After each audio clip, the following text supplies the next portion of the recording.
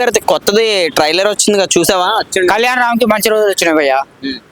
మొన్న ఒకటి బింబిసార్ వచ్చింది, ఇప్పుడు ఒకటి వస్తుంది. ఇప్పుడిప్పుడే ఇండస్ట్రీలో నిలదొక్కుంటుండు.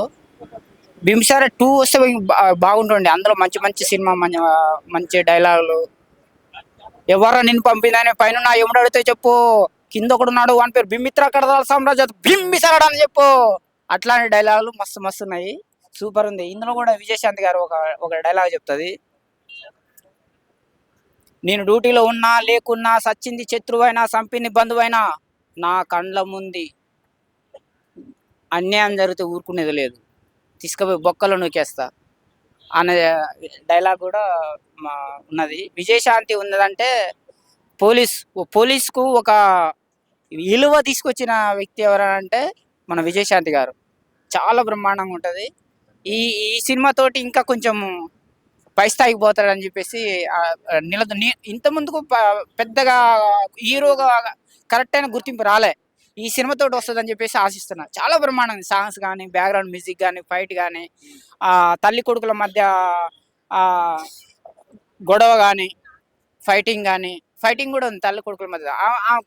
అదేంటంటే ఒక పోలీస్ అన్న తర్వాత నేను పోలీసునే, నువ్వేదేదో నా కొడుకులు అయినంత మాత్రాన నువ్వు ఏదేదో తప్పులు చేస్తే మాత్రం ఊరుకునేలేదు, సచ్చింది శత్రువైనా చంపింది బంధువైనా కానీ నా కళ్ళ ముందు అన్యాయం జరిగితే ఊరుకునే లేదు అనే కంటెంట్ బాగుంది సినిమా. అదొకటేనే, అది కళ్యాణ్ రామ్ అది పోలీసు వ్యవస్థకు ఉన్న హక్కు భయ. అది వాళ్ళ ముందు తప్పు ఒప్పు పోలీసు వాళ్ళది, అది అదంతే ఉంటది. అదే కరెక్ట్, ఆ లైన్ కరెక్ట్.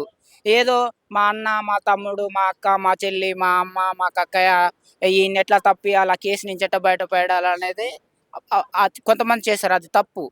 పోలీస్ చాలా బ్రహ్మాండంగా ఉంది. అంటే అప్పుడున్న పరిస్థితుల్లో ఆయన అలా ఏదో మొత్తం చూపించలేదు. అప్పుడున్న పరిస్థితుల్లో ఆయన ఏదో ఒకటి చేస్తాడు, అయినా కానీ నేరం చేస్తే ఊరుకునే ముచ్చట లేదు, ఎవరినైనా బొక్కలో వేయాల్సిందే, శిక్ష అనుభవించాల్సిందే అనే కంటెంట్ బాగుంది. ఇది కూడా ఎన్టీఆర్ ఆర్ట్స్ నుంచే కదా వస్తుంది. దేవరా అంత హిట్ అయ్యే అవకాశం ఉందా తెలుగులో?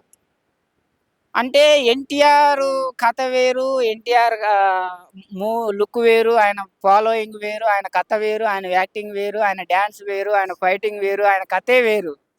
ఈయన వేరు, ఈయన కథ వేరు. అందుగురించి బాక్స్ ఆఫీస్ అయితే ఊపే అవకాశం ఉందా? అయితే ఖచ్చితంగా ఊపుతుంది అనుకుంటున్నాను, ఊపాలని కూడా కోరుకుంటున్నా. ఎందుకంటే